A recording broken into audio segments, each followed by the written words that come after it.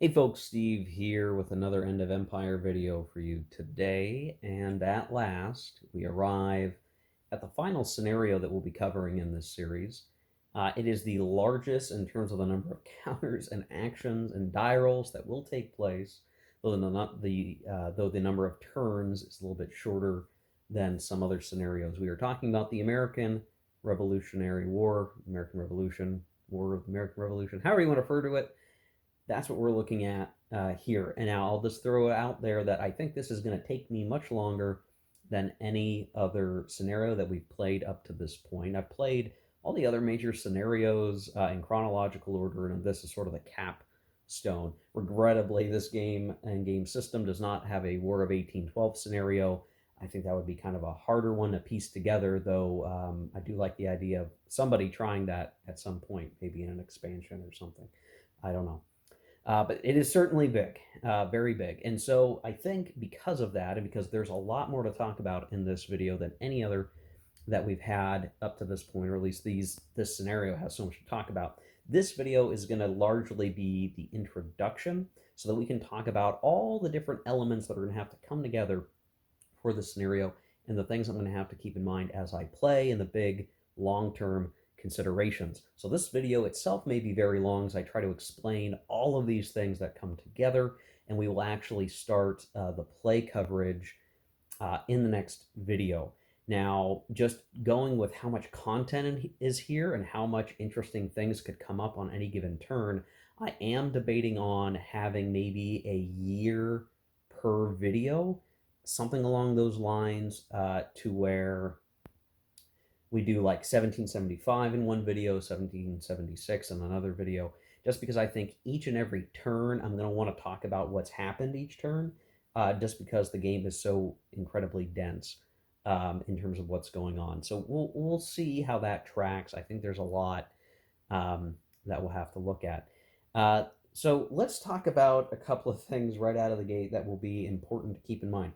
One is this, as we alluded to in my intermission video a few videos back, this scenario covers a lot more counters, includes a lot more counters than any other by a significant margin. And this is sourced, if you go read the designer notes, in the designer of the game's desire after playing a old classic game called 1776, wanting to play a game that's like 1776, but with all the counters having their historical designations. So this game, is set up that every single counter has a historical designation. It comes in when the historical unit existed. It is withdrawn when that unit changed. Maybe it's substituted for a new counter. Maybe it upgrades or side grades or downgrades into something else. There is a whole bunch of counters. Just to kind of show that, I'll move the camera around a little bit. This is the turn track, and it's busy enough that I'm like, this top row is supposed to be the turn track for the American Revolution, but I've just had to use up all the space around it on some turns because so much stuff enters the game. From a British perspective, the vast number of their reinforcements are clustered around this time frame in 1776, 1777, where they get some stacks, like this is a whole stack of British, and some provincials, right? North American British loyalists. Here you get some stuff through here. You get a gigantic amount on turn 8. This is sort of like when the majority of the British Army arrives. Also on turn 9, they get a bunch of stuff. And on turn 10, they get a fair amount of stuff, a lot of German mercenaries and whatnot. And then on turn 13, they also get a huge amount. And from there on out, it's little bits and pieces of reinforcements. The Americans get a whole bunch of stuff in the first couple of turns, and they get this steady stream of things before having a gigantic turn 13. And I don't know if this represents like the Continental Army just sort of reorganizing itself, but you get a lot more stuff, huge stacks here that are going to come onto the board, all in different places, mind you. They don't all show up in one place. But it's a lot. It's a lot. It's a lot. It's a lot. And then by 1777, by the end of 1777, things get a little more uh, spread out in terms of what enters the board. but a lot of what will come onto the board will tend to stick around a while unless it's the British getting eliminated. And um, again, we're just going to be dealing with a lot more stacks of units than we could have imagined in any other circumstance.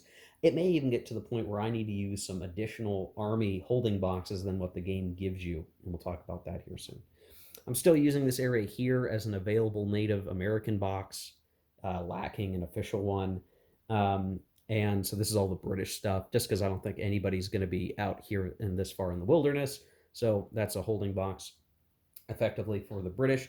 The small amount of American native allies I have off map to the lower left, way off camera, along with some of these special reinforcement units that would come in as the Americans, and then all of their militia and second counters for units with greater than 2 steps. I have off. I'll just show that to you very quickly. I have all this stuff over here, so you can see I'm just holding these things off map. So you can kind of see where things are at. There are some militia that are loyalist, and under certain circumstances, these guys can come in. I am making use of the army boxes, so this is the big stack. What I'm using is the main army for a stack that Gage is with in Boston. So rather than have gigantic stacks that I would knock over almost certainly, I have the main leader with the main army counter, and then in the holding box, we have his stack. So 2 additional leaders and a whole bunch of British regulars that are in Boston. Likewise, the Americans have Ward with the main army, and then Thomas with the Northern Army, and their stacks are represented up here in the associated holding boxes. This is the main, and then this is Northern Department. So trying to make that a little bit easier on myself. You can see there's a few scattered other holdings. So there's like Fort Gage, Natchez, Union Pensacola. We have Provost with a couple of units here in St. Augustine, and some stuff out in Fort Niagara. Some Native allies that are present north of Lake Champlain.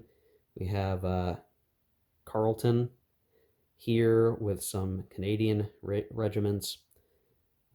So here and here, I think I need to put some fort markers down. I haven't gotten to that part of setup yet. And there will be a 1 British reinforcement. So we get like 1 regiment. I'm not sure where we're going to stick him yet, but we'll figure that out. The British fleet is not available. He is here for, you are to assume the British fleet is present for evacuation purposes only on the first few turns of the game. So this guy will have to go into a friendly port. So we can kind of pick anywhere. Maybe we send him to Canada. Maybe we send him to Nova Scotia. A couple different options there. Let's see, what else do we want to hit in this first very early intro to the introduction. So there's a lot here, guys, and in fact, this scenario is going to utilize the greatest amount of the rules that are in the rule book.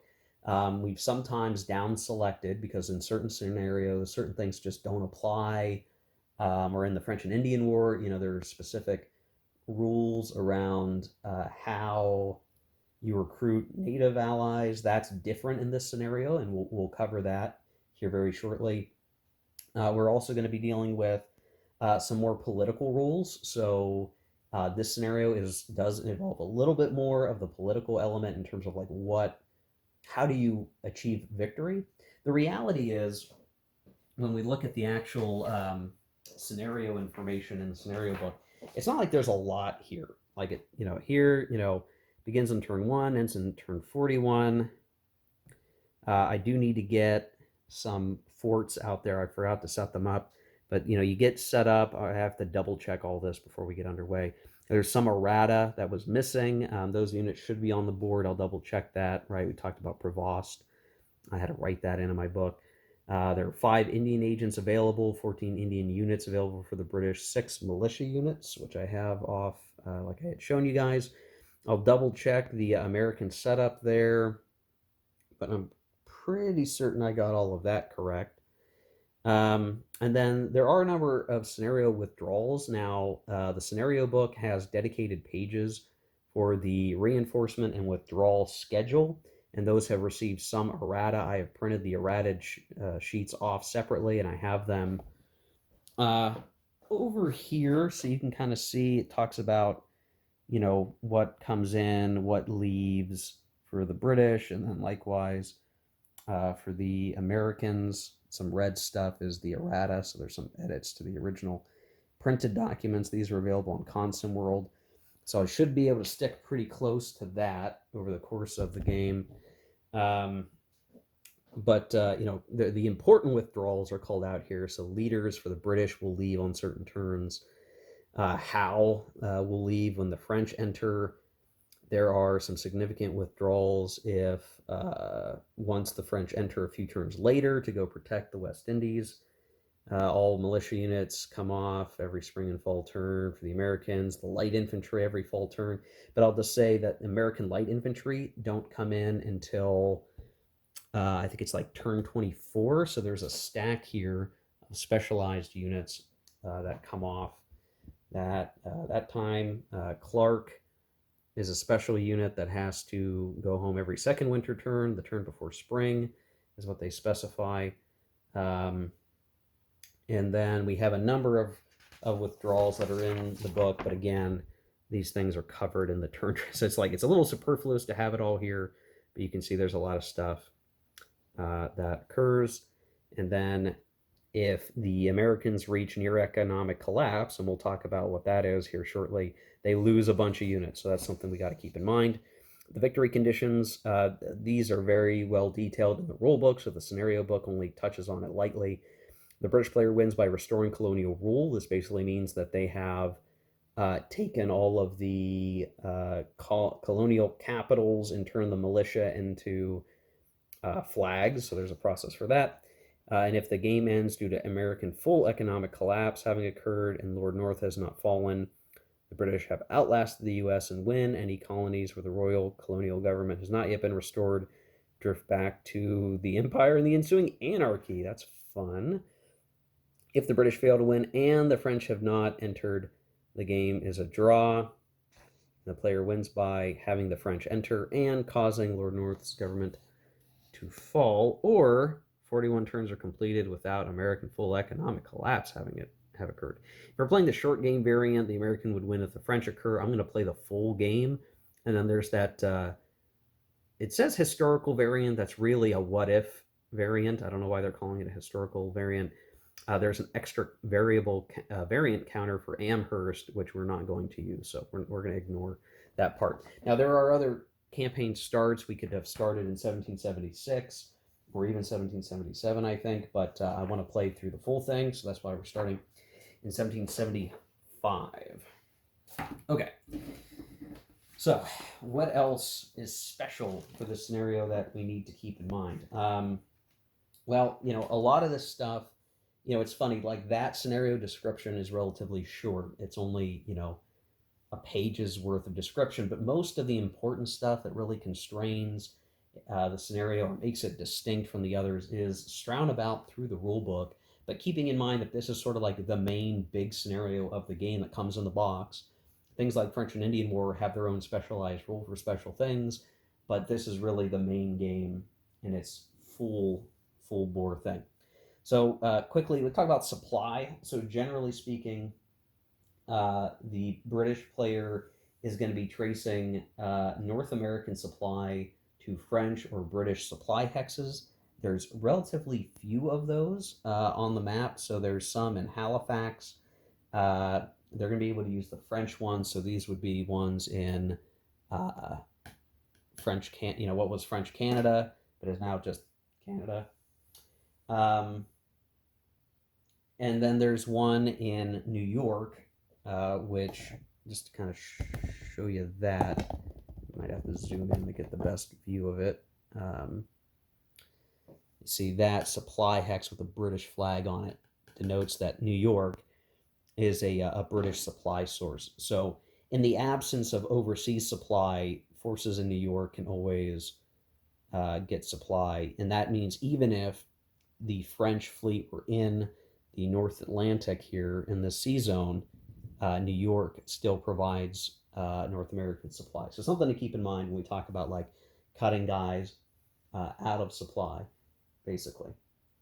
Um, Something for the Americans. The Americans have supply hexes all over the place. They're here and here and here and here and here and here and here and here and here and here. I mean, they're all over the place. There's several in the map where it won't be very hard for the Americans to be able to trace some level of supply most of the time, unless they're truly cut off somewhere. But they do not have access to overseas supply until the French enter.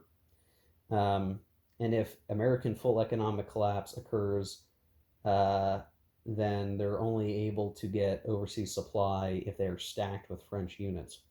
So, um, so again, generally the U.S. is going to be using uh, North American supply most of the time, and that's just how it rolls.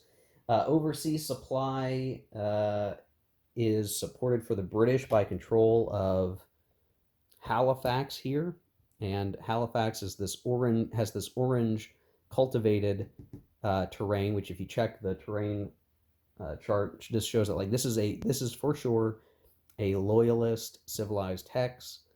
It is a supply source for the British, and is the linchpin for the overseas supply to the rest of North America for the British. They are heavily reliant on Halifax for that reason. If the Americans ever capture Halifax, or the French do, or something like that, that's a pretty significant deal. Let's see what else. There are a number of special reinforcements that we need to watch out for. If for some reason the French have not entered the war, there are some units up here that are special and will enter the war on the British side if the French have not been brought in for it. So if for some reason the Americans have a hard time getting the French in, the British are going to be able to withdraw some units from the West Indies and actually bring them up to North America to help with the war. So definitely a big deal for the Americans to get the French in. There are other special reinforcements that are going to matter. I mentioned the Continental Light Infantry. These are special units that are, I'll say, generally good at ambush combat. Let's see, I got to set paper down here. Generally good at ambush combat, and when you create these units, when they can come in, you basically take a step loss of a Continental Regular to do it, but then you can replenish that unit that took the step loss to create the light infantry unit. But we have to wait for those guys, and they're removed each fall turn. There's a number of other special units that are buried in the big reinforcement stacks that I mentioned earlier are going to come in under special circumstances that have special rules. So you almost need to be looking in the rules constantly for those units just to make sure that you've calculated things correctly. Benedict Arnold, is a leader on the British side. I'm sorry, he's a leader on the American side. And if he is killed as an American leader, then he won't be there as a British leader. There is a period of time where Arnold is represented by a like normal infantry unit, kind of like this, with a plus after the movement symbol, which means he always activates and can always do stuff. If that unit is destroyed, it's assumed that Arnold gets away until he eventually comes in as an actual leader counter like this, in which case, if he dies, then he actually does die. What's interesting is that enforces a mentality on the American player to be very aggressive with Arnold, and he was a pretty aggressive guy in terms of like wanting to go out and fight and do stuff. It seems like so it's sort of like the gameplay matches the history a bit, where as the American player, yeah, send him out to do stuff, man. Just send him out, make some use of him, and maybe he'll achieve great things, and then maybe he'll die, and you won't have to worry about him actually betraying the United States. Wouldn't that be convenient? But yes, he will eventually withdraw and be replaced by a British version of his counter that will be on the British side. So something to watch out for there. There will also be an impact on the British eventually where they will have units that will have to withdraw a few turns after French enter. So they have, we talked about that. This is actually our first reinforcement is one of those units. It's got an F+3.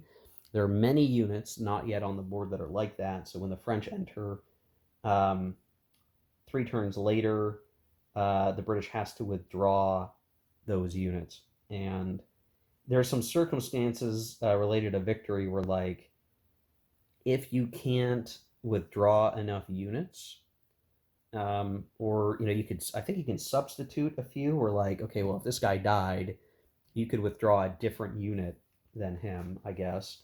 Um, but if you can't withdraw the right number of units, and this is sort of similar to that French and Indian War victory condition, like that's what can cause Lord North's government to fall and can result in American victory. So very similar to the French and Indian War, the British have to watch out for how many losses they're actually taking. That can be a big deal. And so if I'm as awfully aggressive as I was in the French and Indian War, that's how the British are gonna lose. So I'm gonna have to be super careful with the British regulars for that reason. Now, in terms of replacements, generally speaking, the British are not going to get replacements for their British regulars. So anytime we can do damage to the British regulars as the Americans, that's going to be super good. We need to do that. We need to do that for many reasons, which I'll get to, but they don't get replacements. So as these British regulars are beat up, they're going to remain beat up. What the British can do is that they can eliminate weakened steps to bring a weakened step to full strength. But all that is doing is moving steps around, not creating, not replenishing the number of steps on the map. And it's not necessarily fully eliminating something, though. Once you eliminate a weakened unit, that is basically giving the Americans a benefit. So that is purely for the British to take some weakened units that can't attack well on their own and making them more attack capable units. So just, I don't have a good example on me to show you, but that's the basic idea. Or maybe with this guy, he's a good example. So if we had 2 units like this, we would have, basically units that are halved on the attack, right? And it doesn't do us as much good. So totally, in total attack, they would be 3 attacking. But if we removed one and replenished this guy, he would be 6 on attack and defense, which could be more tactically useful for you. The Americans, by comparison, and I should talk about provincials. So as long as the British hold New York, they are going to get a number of replacements that they can utilize, as well as in Canada. So they can recruit 1 step in Montreal, Halifax, and a couple other places. They can replenish 5 steps in New York each spring for Tory or provincial units. And the distinction between the two, I'm trying to see if I have a good example somewhere. Let's see. These are beige on brown with stripes. I might not have a good example just offhand. Oh, I'll just steal this guy from the turn track. So the British will get 5 steps each spring if they control New York to replenish units that look like this. So they're the beige with a stripe on them. So these are sort of like weaker loyalist provincial units. These can be replaced in New York to a certain degree. And then separately, the British can also get some steps in New York to replenish or recreate provincial regular units. These are going to be the beige units that have no stripe. An example of this would be, here's a unit from down south, but just so you can see let me get the focus. Here we go. So he's not the same like red color. It might be hard to see if you're colorblind or the light is going to mess with this. This is a British regular. It's more red than brown. This is a provincial regular, which is more brown. You get much fewer of these replenishment steps as the British, but you do get some if you control New York. So something to think about. One of the strategies that used to exist in this game was that the British player could shield regulars behind other provincial units. And as long as they could have provincial units take steps, they would never lose British steps, and the game was kind of imbalanced for that reason, which necessitated an errata that was added That's very important. If you're playing the game, you just have the regular rule book and you're not using the Minuteman rules, you need to look up the errata for this. It is written for the combat losses that you can pick the first step loss, but the uh, opponent gets to pick all the other step losses. So basically, what this would mean is like if you're managing to deal 4 steps to the British, 4 step losses, the British could basically suck one of those steps into a provincial, but then the other 3 step losses would have to go on whatever you, the American player, would want, and you would almost certainly be picking regulars at that point. So something to watch out for there, and we'll cover some of that later in the actual playthrough videos. The Americans, to do it simply, because I think it would be a laborious thing to try to talk about this like in super deep detail. For the Americans, basically each spring turn, they can recruit every Continental Army unit back to full strength, provided their entry hex is friendly controlled. So if it's a dead unit, it can just come back. It'll always come back. It's like animal. Oh God, what's that Stephen King movie? Anyway, they always come back, and I'm sure someone's going to get what I was referring to. They'll always come back, and if they're depleted rather than eliminated, they just have to trace a line of continuous friendly, civilized road or river hexes to its own entry hex, and then it can gain in strength. Now, what I fear is that this is going to create a lot of fiddly crap that I'm going to have to deal with. That if I have a lot of units from a lot of different places all together, I'm going to have to be like, okay, I'm here, and this unit needs to trace. I have to look at the counter, 1 of 12 or something, and go, okay, can it count back to here? Okay, it does. Can I count back to here? Okay, it does. Okay, and can I count back to here? Oh, not this one, so he can't get a replacement. Like I'm afraid I'm going to have to do that a lot, but I'll only know for sure after playing for a while. But that's where, so Bill Marsh's design choice to have every unit be distinct and individual is cool, but you start to get into this thing where is that unit going to show up? Can it get replacements? You're going to have to stop what you're doing and really like figure that out each and every time for a lot of counters. For a PC game where the computer could do this for you in an instant, that would be fantastic. In this game where it's a physical game and you're playing, with cardboard counters and your tweezers and everything, like that's a little harsh. So I'll just say that right away. We talked about the withdrawal stuff. One special thing that's going to be really important.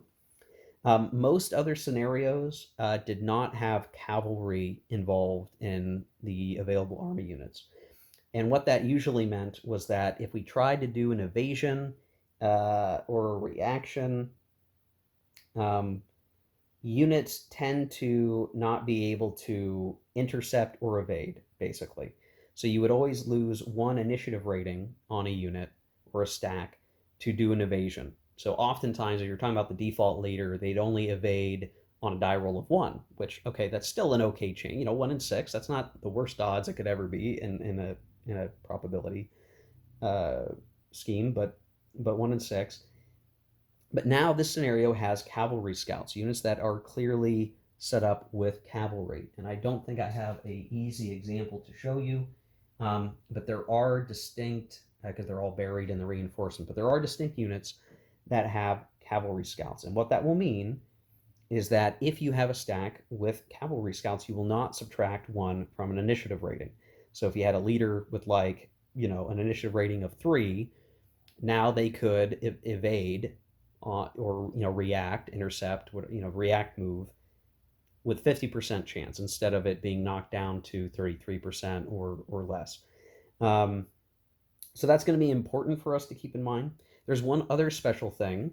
So you see how these hexes are colored a little bit different, a little more orange than they are, what do you call it? Yellow, I guess that you would say that's yellow. This is not the same orange as Halifax, which is Loyalist.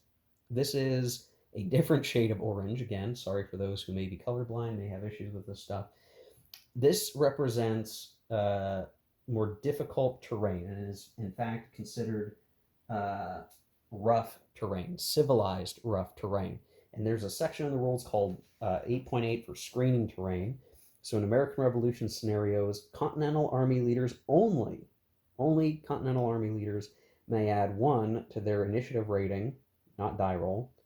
That's some errata to watch out for reaction movement if they are in a civilized rough hex. And this basically represents George Washington's ability to kind of be the master of maneuver in this space.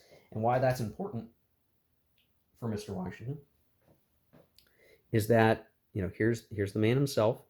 He's not the best tactical leader. He's got a 1, not a 2, like some legends like Montcalm and Wolfe. But he is the #1 ranked American leader. He has a 1 combat, but his campaign rating is 5, which is pretty darn good. He's going to be operating a lot. He will get to do stuff a lot. And what this will mean is that when he's in this terrain with his army, he's almost guaranteed to be able to evade with this terrain, because he gets a +1, which means it's 6. So you can't roll more than a 6 on a 6-sided die, except for maybe we're talking winter, but generally nothing else is going to be moving in winter. So he can kind of do whatever he wants around here, which matches a lot of the history there. So just something to watch out for. That's a special rule for this scenario that is only relevant in this scenario. Let's see, what other important stuff is going to come up? Let's see, any other big things? Just kind of rolling through. Okay, die roll modifiers for combat. This is going to be one of the more interesting aspects that we're going to have to keep in mind. So there are some special rules that govern some things that are, and it's really important, especially at the beginning, where the Americans are going to suffer some die roll modifiers generally. So first of all, at the beginning of this scenario, American units attacking Boston, so like right here during this opening part of the game, attacking Boston with a fort marker, and they'll likely have a fort marker when I correct that. I haven't done that yet. Before turn 7, and turn 7 is basically the spring of 1776, will suffer an additional -1 DRM. This reflects their extreme shortage of powder and difficulty it would have caused when assaulting fortifications. This is in addition to a penalty if you are without artillery and the defending force has artillery in a civilized hex. So there's a double penalty effectively on the Americans over here, because none of the units in either American force has artillery, but Gage's army definitely does have artillery. So that's a -2 just to start with for those early combats. And then we also have to worry about von Steuben's reforms. So in all American Revolution scenarios, every linear combat involving Continental Army and or state troops in turns during the years 1755 and 1766 suffer a -1 DRM when attacking and a +1 DRM when defending, meaning the attacker gets a bonus when attacking them. So on both attack and defense for the first 2 years of the war, the Americans are penalized, which means on these first opening turns, if the Americans were to attack Gage in Boston, they actually just straight up have a -3 to their die roll, which means the most they could hope for in any particular die roll is to roll a 6 -3 equals 3. So keep that in mind when they try to attack Boston in these opening turns. Now that does change. So in 1777, such forces suffer a -DRM when attacking, but no longer suffer the penalty when defending. And then in 1778, no more of those penalties for attacking and defending apply. And that just represents that over time, von Steuben was training, which was a Prussian guy that the Americans were leaning on to help train troops, are disseminating the training throughout the Continental Army and is professionalizing them. So something to keep in mind there. And really what's interesting is that because of this, the American force pool changes a lot, in terms of their capability throughout this grand scenario. So they start, relatively weak. They don't have much in the way of artillery. There are a few dedicated artillery units that the Americans will want to bring into significant battles. But they're definitely on the disadvantage without artillery. They've got the von Steuben reforms, but only much later in the scenario do they start getting better and better units, more rangers to contest native allies. They get more artillery. Some units will upgrade and get generally a little bit stronger, I think, in some cases, maybe not all cases. More units will enter the fray, and then when they start getting access to those light infantry units, generally the Continental Army is just much more robust at that point in the later stages of the war and can fight a little bit more evenly with the British, and then hopefully they have their French allies in play. We do have militia all throughout, so we've used militia in a few other scenarios. Just to recap their ability, if the British come into a civilized hex in a state, so Vermont is really technically these three hexes, not what Vermont is to us today. Same thing with New Hampshire and Maine.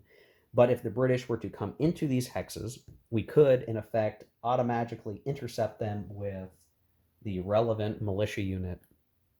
We can call these guys out during the reinforcement phase and just put them on the map somewhere, and they can be picked up by leaders, but they can't move by themselves. That's why they have a boxed movement rating. But they're, in this scenario especially, they're best used to automatically intercept a British force that comes into these civilized hexes, because it has a decent chance of, one, forcing a combat and they may be defeated, but the militia always comes back. They just need to come back next turn, but they will come back.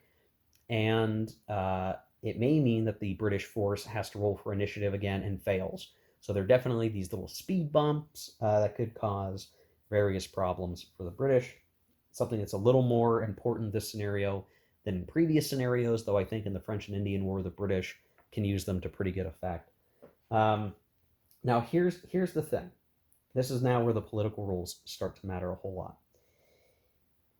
So one of the ways that the British need to win the game is via the restoration of British colonial rule, which means they have sufficiently suppressed the insurrection, I guess, if you want to call it that, of the American colonists, and basically removing their militia from the game. To do this, they need to control all American supply hexes in the colony, or Vermont and Maine, which are technically not colonies. They're kind of their own thing, but just for game purposes, they're the same. If you control all the supply hexes in that colony, then the American militia unit for that colony is withdrawn, and then you flip the counter, and it shows a British flag, and you put it in a convenient spot in the colony, and basically the only way that you can get the militia back is if you, as the Americans, liberate the supply hexes. So in this case, just as an example, we looked at Maine. If the British cleared this guy, say he's gone, they came in here, that is the sole supply source in Maine. We would put that flag there just to denote that Maine is subjugated, and we need to leave a unit there. So this unit does have to stay here for it to be in control and for this to be the case. So the British are going to have to pick, like, what unit do they want to leave behind. I think in the long scheme of the game, it's going to tend to be reduced strength units that we don't want to put in harm's way and have be eliminated for victory points, for victory purposes. So it'll be like these guys that will tend to sit on these in relative safety to keep the colonial governments suppressed effectively. So something to keep in mind there. And the British will want to do that as much as they can. Should the British restore British colonial rule in South Carolina, the South Carolinians get a bit of a little makeup bonus. They get the Marion unit. Let's see if I can clear this guy up. So he gets to come in, and then he's like, you see that plus after his movement. He's a independent leader. You can read about him. He's kind of interesting. But he basically replaces the South Carolina militia. They're not done fighting. He will always try to be contesting British control of South Carolina and could help liberate it. But even if he does, he's still replacing the South Carolinian militia. So something special. for him. Um, on turn 35, the Vermont militia is withdrawn and the Vermont Republic flag is placed in hex 2817 due to Ethan Allen negotiating a separate peace. So, kind of no matter what, if the game gets to turn 35, we're going to put this guy right here. You can see that flag. So this is where like you get past elementary school education on the American Revolution. We're like, oh, it's a 13 original colonies. Well, it's a little more complicated than that with Vermont. But yes, so we will potentially lose the Vermont stuff there much later in the game. I'm gonna have to make sure I remember that. I may need to put some bingo chits to remind me. That'll help. Okay.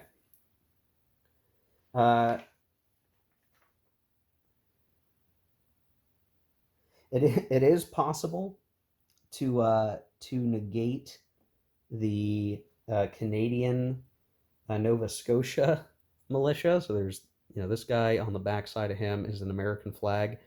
Um, so the Americans could suppress the Loyalist militia, which is interesting.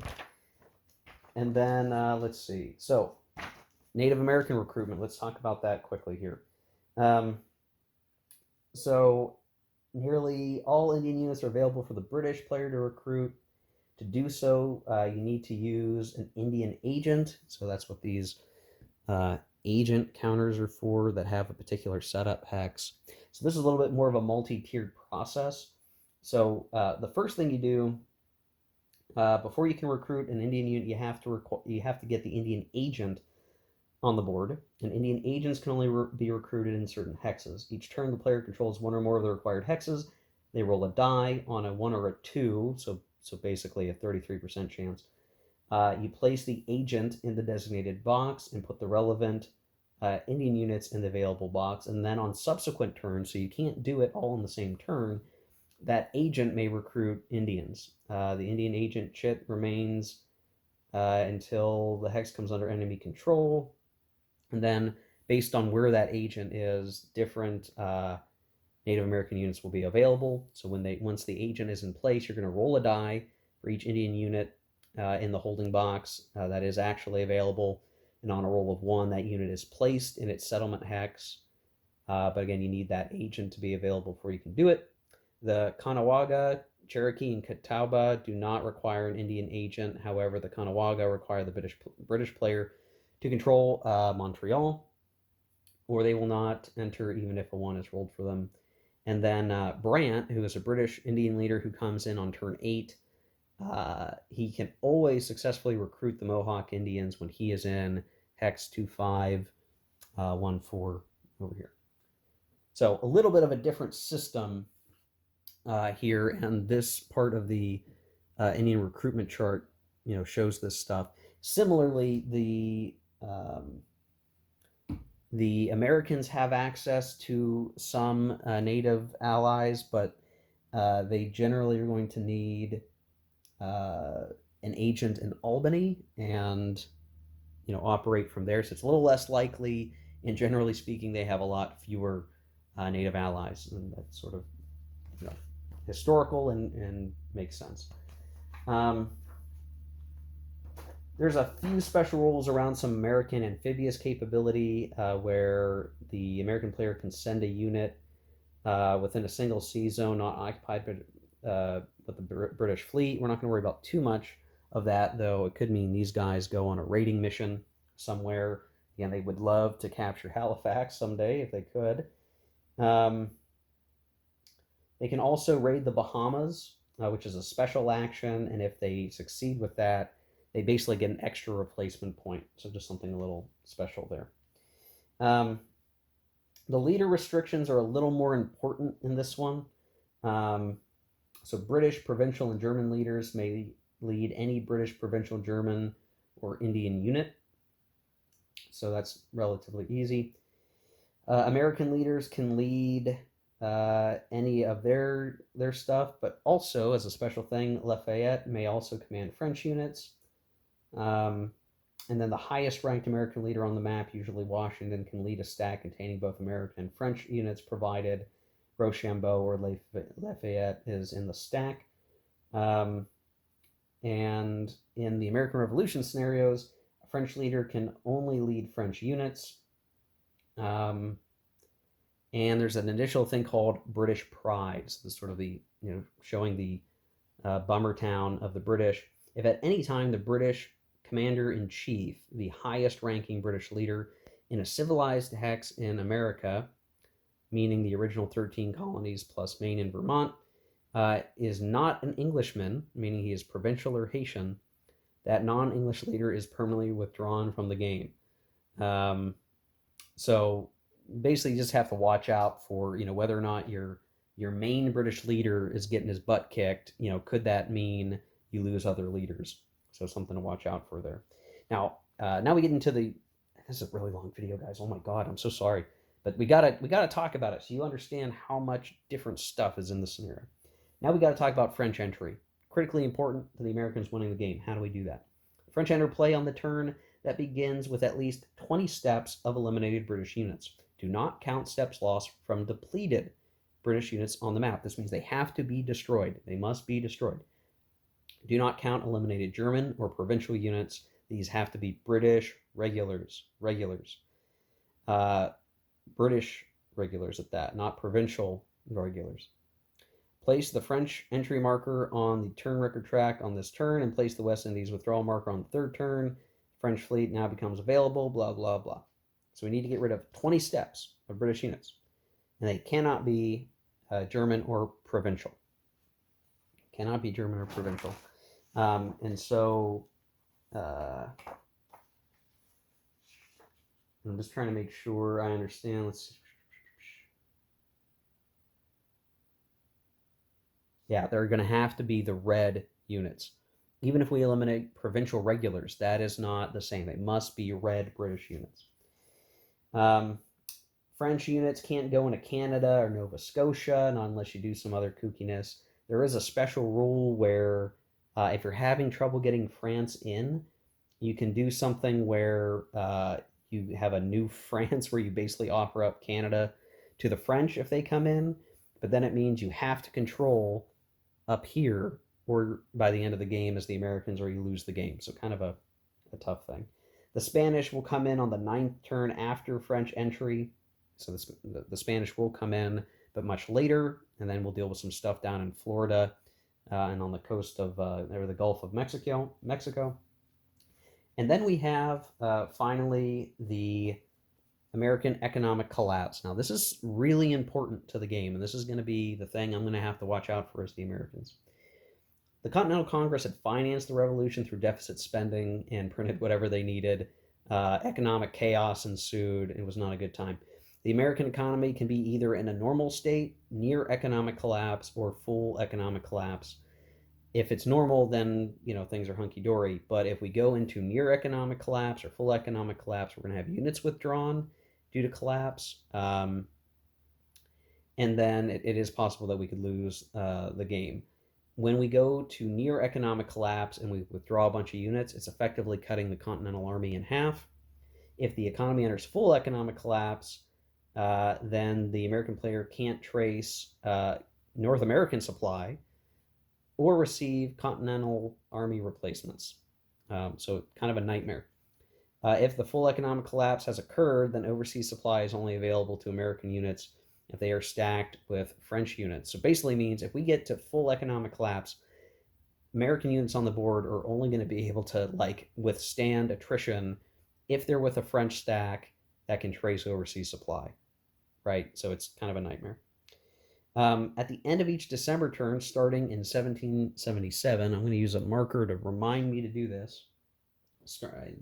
Each December turn, December is the last turn of a year in 1777, so stick it up there as appropriate. We need to check for collapse. So full economic collapse could happen if at the start of any turn the British occupy all 19 port hexes in the 13 colonies plus Maine. Port hexes have this little anchor on them, so they're not that hard to find if you're tracing your way across the coast. It may also occur as a result of a die roll, and you need to calculate a die roll modifier for economic disruption. You count 2 points for each American port occupied by the British, and then you take 1 point for each one raided that year, and then you divide the total number by 5, rounding to the nearest whole number, and then you roll on a chart. So there's a little bit of some updates that had to be corrected in the Minuteman rules, but this, what I'm showing you on my piece of paper here, is the latest and corrected to make sure there's no confusion. So again, you get 10 per British occupied port, and then you get 1 per raided in that campaign year, and then you divide the sum by 5. You subtract 2 from the die roll modifier if French entry has occurred. You subtract 1 if the Spanish entry has occurred, and Natchez is owned by the Spanish. So they have the example there on turn 15. The British occupy 5 ports and have raided 5 other ports.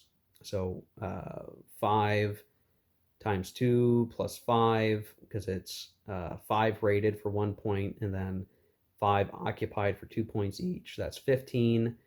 Divided by 5 is a 3 DRM. The die roll is a 6, adding 3 for a modified 9. The result is a near collapse. And so you look at that and you're saying, okay, we're on,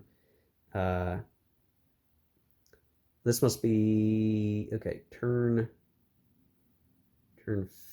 15. I don't think that's a good example, because I don't think on turn 15 you can even, that's not, that's another mistake. We got to go back, guys. We got to go back. We need time. I think he meant to say turn 17, right? Because turn 15 is not even doable there. So if it was, really, that should say turn 17. Got to fix that. We got to fix that, Tom. So near requires a die roll of 8 there, right? So it's turn 17. Die roll needed is 8. So in this case, die roll is 6. It could have been 1, but it was a 6, which is bad for the Americans, plus 3, and that is a die roll result of 9. That is greater than 8, but less than 11. So the American economy is near economic collapse, and we lose a bunch of units. And that early is kind of killer. You can see it gets easier and easier over time for the Americans to fall into near collapse or full collapse. But if the French can come in, that can stave things off a little bit. Same thing if the Spanish are doing well. So you could imagine, let's say it's turn 29. Same thing. The British control 5 ports, rated 5. They have a plus 3 to their die roll, but the Spanish have entered, so then that's a minus 2, so it's a plus 1 of the die roll. They need a 4, but on a die, if you get, a 4 or a 5 or a 6 on that die roll, you're going to get potentially full. And if you roll a 6, I guess it would be full. You'd have to roll at least a 3 to get that. So that's how that works, and that's going to be something that is going to be really tough for the Americans, because generally speaking, the British are going to have control of the coast. They're going to be able to move stuff around. They're going to be able to do naval invasions. They can march along the coast even and capture ports. And based on some after-action reports that I have read for this game, I mean, it's just really hard for the Americans to just deal with that. Part of the strategy is staying off the coast and then trying to eliminate British units. But the thing is, if the British stick to the coasts and they get control of all the coasts, they can force the game to end that way, or get in a good position where the game will end that way. And I'm a little worried that I'm not going to figure out a way for the Americans to effectively deal with that. Even just raiding is going to be a significant impact to the British situation, or the American situation. We do have markers. So port rated, so if it was rated that year, right, because you do the calculation at the end of a year and you only count things rated in the previous turns, you're going to use a port rated marker and keep it there after the British leave. Let's say they leave the hex, they're forced to retreat or eliminated. There's still a port rated marker placed there, and we'll count that up during that calculation. And then finally, the thing we should talk about is the Americans winning. If the British player fails to make the required West Indies withdrawals, or if any turn ends with at least 35 steps of eliminated British regular units, Lord North's government has fallen. When counting steps, again, you only count those that have been completely eliminated from the map. You don't count Haitian or provincial units. You don't count Fort Gage or Natchez units. And if Lord North's government falls, the American player is declared the victor. It is suggested when a British regular unit is eliminated for any reason that it be given to the American player to keep off map to aid in tracking the cumulative losses. Keep in mind, like, some of these units are one-steppers, so they count as one step. If you can eliminate a two-stepper, that's two steps and so on, but it's not, it's not like it's 35 units. It's specifically 35 steps. That may be a mix of 3-step units, 2-step units, 1-step units, whatever. And that's it, guys. That is all the big stuff that we're going to have to watch out for in terms of the rules in this scenario. And at the start, again, the map is pretty empty. There's the Natchez garrison out here. There's something in Pensacola. We've got the Fort Gage out here. Again, I got to put some fort markers down. Prevost is going to start things off in the south. Right now, there's nothing else in the south set up, though eventually we will get units there. And we have the conflict around Boston to start. This guy out here is not a reinforcement. That is actually a Fort Detroit garrison next to all these reinforcements.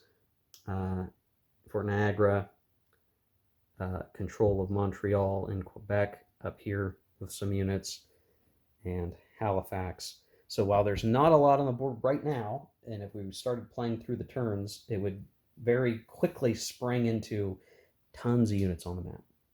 All right, guys, this is an hour-long walkthrough of setting the stage for the biggest, gnarliest scenario in this game, the big show, the American Revolution. I hope this was at least somewhat entertaining for you to watch, an hour's worth of me talking about all the different rules that are going to be highly significant to the scenario and will slow things down immensely from every other scenario. I could bang out a scenario pretty quick before. Now this is going to take some time. It could take many days to get through all of this. It could take a while depending on my free time. So watch out for that. All right, guys, we'll see you in the next one where we will cover 1775 of the American Revolution. Thanks for watching. I hope you enjoyed this video. Let me know what you think in the comment section down below. Until I see you in the next one, guys, take care. Keep gaming.